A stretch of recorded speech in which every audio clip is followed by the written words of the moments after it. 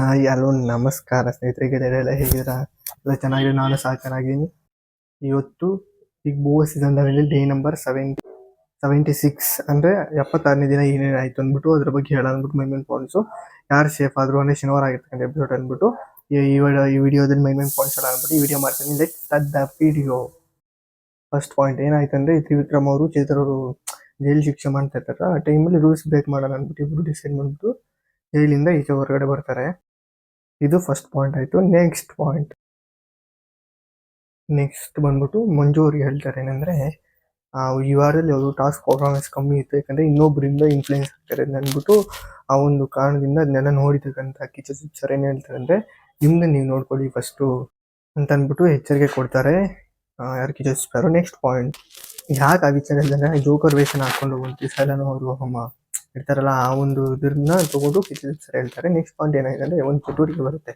ಅದು ಏನಂದರೆ, ಒಂದು ಫೋಟೋ ಬರುತ್ತೆ. ಫೋಟೋ ಅಂದರೆ ಎಕ್ಸ್ರೇ ಕಾಪಿ ಟೇಬಲ್ ಅಂದರೆ ಬ್ರೈನು ಈ ಥರ ಇರೋದು. ಅದನ್ನೆಲ್ಲ ಅನ್ನೋದು ಏನಕ್ಕಂದರೆ, ಯಾರು ಅದರಲ್ಲಿ ಭಾಳ ಜಾಸ್ತಿ ಮಾಡ್ತಾರೆ, ಯಾರಿಗೆ ಬ್ರೈನ್ ಇದೆ, ಬ್ರೈನ್ ಇಲ್ಲ, ಯಾರು ಕಸ ತುಂಬ್ಕೊಂಡಿದ್ದಾರೆ ಅನ್ನೋದ್ರ ಬಗ್ಗೆ ಆ ಫೋಟೋಸ್ ಬರುತ್ತೆ. ಅದೊಂದು ಟಾಸ್ಕ್ ರೂಪದಲ್ಲಿ ಅದು ಯಾರಿಗೆ ಸೂಕ್ತವಾಗುತ್ತೆ ಅಂದ್ಬಿಟ್ಟು ಸೂಕ್ತ ಕಾರಣ ಕೊಟ್ಬಿಟ್ಟು ಒಬ್ಬೊಬ್ಬರಿಗೆ ಆ ಫೋಟೋನ ಕೊಡಬೇಕು ಅಂತ ಬರುತ್ತೆ. ಅದರಲ್ಲಿ ಬಂದ್ಬಿಟ್ಟು ಒಬ್ಬರು ಯಾವ ಥರ ಎಲ್ಲ ಸೂಕ್ತ ಕಾರಣ ಕೊಟ್ಬಿಟ್ಟು ಒಬ್ಬರಿಗೆ ಒಂದೊಂದು ಫೋಟೋ ಕೊಡ್ತಾರೆ. ಬಟ್ ಮೋಸ್ಟ್ಲಿ ಅವ್ರು ಬಂದ್ಬಿಟ್ಟು ಗೋಲ್ಡ್ ಸುರೇಶ್ ಅವರಿಗೆ ಒಂದು ಬ್ರೈನ್ ಲೇಸ್ ಅನ್ನೋ ಒಂದನ್ನು ಫೋಟೋ ಕೊಡ್ತಾರೆ, ಒಂದು ಸೂಕ್ತ ಕಾರಣ ಕೊಟ್ಬಿಟ್ಟು.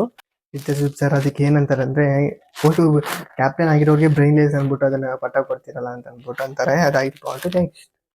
ನೆಕ್ಸ್ಟ್ ಜೊತೆದೆಲ್ಲ ಜಗಳ ಆಗಿತ್ತಲ್ಲ, ಓದಿದ್ಬಿಟ್ರಲ್ಲ ಆಗಿದ್ದಲ್ಲ, ಅದಕ್ಕೆ ಸರ್ ನೋಡ್ಬಿಟ್ಟು ಹೇಳ್ತಾರೆ ಅಂದರೆ, ನಾಲಿಗೆ ಹಿಡಿತದಲ್ಲಿ ಇರಲಿ ರಜತ್ ಅವರೇ, ಯಾಕಂದರೆ ಮಕ್ಕಳು ದೊಡ್ಡವರೆಲ್ಲ ನೋಡ್ತಾ ಇರ್ತಾರೆ ಅಂತ ಅಂದ್ಬಿಟ್ಟು ಯಾರು ಕಿಚ್ಚ ಸರ್ ಹೇಳ್ತಾರೆ.